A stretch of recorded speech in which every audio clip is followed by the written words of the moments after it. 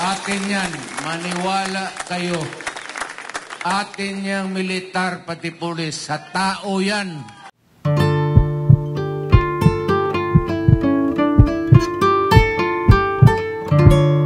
Binigyan tayo ng Independence Day. What? Thank you. But before I forget, pasalamatan ko. Mahal ko to, alam nila. Yung mga pulis na militar. Maraming salamat sa inyo. Atin yan. Maniwala kayo. Atin yang militar pati pulis. Sa tao yan. Hindi yan nakatutok kaninong umuupo dyan sa Alam ko yan kasi galing ako sa Malacanang. Alam mo yung mga militar pati pulis, pag luko-luko ka dyan, iiwanan ka talaga. Magkudita yan. Loko na. Magka-Pilipino yan. Yang pulis inyo yan. Militar inyo yan. Huwag kayong matakot. Pag magpunta dito, wala yan. Ang iniisip yan, bayan, pati tao, pagsisilbihan nila. Inyo yan.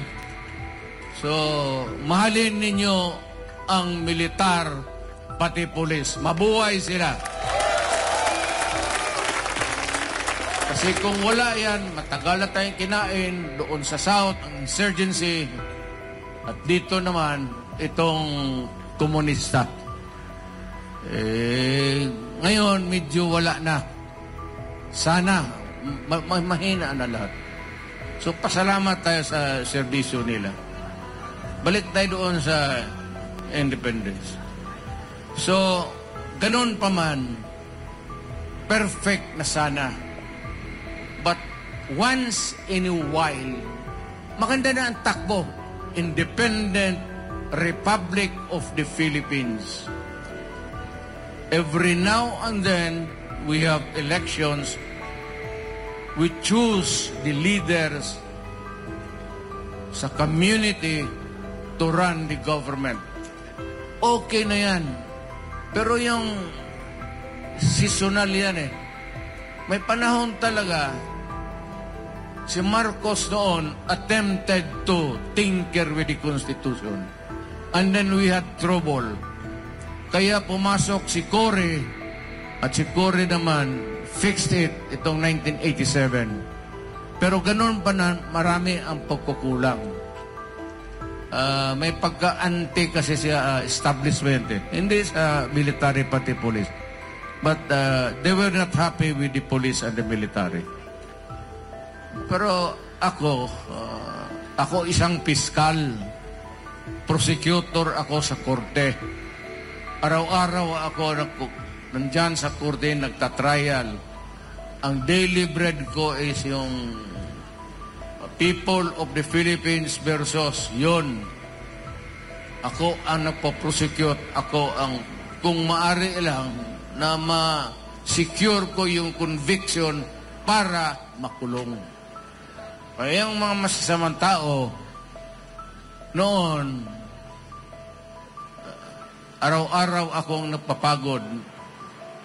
Pero yung komunista, medyo, ako, kasi prinsipyo eh. Hindi naman kaya nito mga kidnapper, hold-upper, man-rape, tapos hold up, kunin yung pera, patayin pa.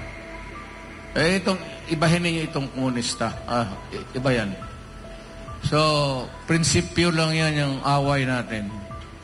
So, wala masyado akong problema niyan. Pero nung mayor ako, naging-pag-usap ako sa kanila. As a matter of fact, yung liderato ng NDF, yung politburo mismo, yung mga top leaders, nung presidente ako, niyaya ko yan sila, kumain kami sa Malacanang. Alam ko, ang military, pati police, hindi nasayan. Nasiyahan. Sa niyawa ni. Wa malipay. Kasi pinapatagalog tayo, hindi naman tayo Tagalog. Nasiyahan. Pero sabi ko, kailangan ko gawin yan para magkaroon lang naman ng kunting dialogue. At kasi kung wala kasing communication, hindi mo matawagan, pare. Pwede bang umalis ka na muna dyan sa barangay na yan? Marami ng civilian na nadali.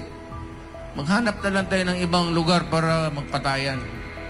Yung ganong pakiusap. So, ayun ang filosofiya ko sa gobyerno.